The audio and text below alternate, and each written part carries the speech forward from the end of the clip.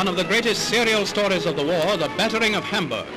By night and day, the big German city was subjected to Allied air assaults without parallel in history. As each of the British night attacks was made, an army of between 5,000 and 6,000 RAF flyers were in the air over Hamburg within an hour. With ground crews, that means around 100,000 men engaged in each night's offensive. In almost less time than it takes to tell, the cargoes of our bombers shattered military objectives in the city and started hundreds of fires. The second installment of our serial story takes us again on the way to Hamburg in daylight, this time with the United States Army Air Force. In these attacks, some 4,000 American flying men, including fighter escorts, went into action.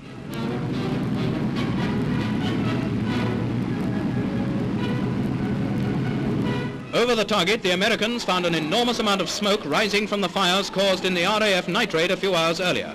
However, they went in and proved that there are certain kinds of hamburgers they don't like.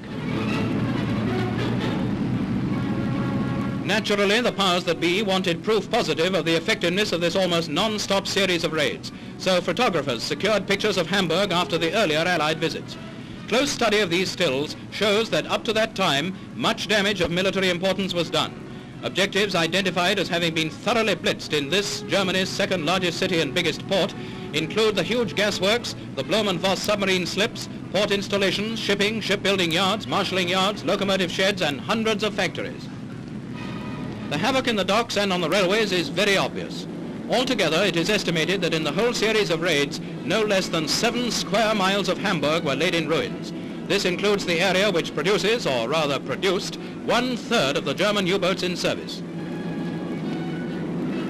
This was a locomotive shed, a busy place in pre-Blitz days, but most of these structures are now about as much use to the Nazis as last Sunday's newspapers. Later installments of our serial take us again and again with mighty air armadas of the RAF by night over Hamburg, where defenses made desperate efforts to ward off the terror raining down from the skies. Down there is a pyrotechnic display, the like of which has never before been seen. Goering visited the devastated city of Hamburg and declared that it would be avenged. He, of course, is the man who once declared that British planes would never fly over Germany.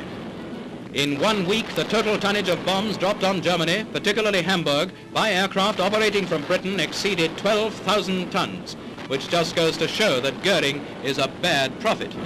Neutral sources report that in 8 heavy Allied raids on Hamburg, more than 58,000 people lost their lives and 180,000 lost their jobs. That's nearly 250,000 German war workers less than a week ago. A brilliant tribute to Allied Knights of the Air.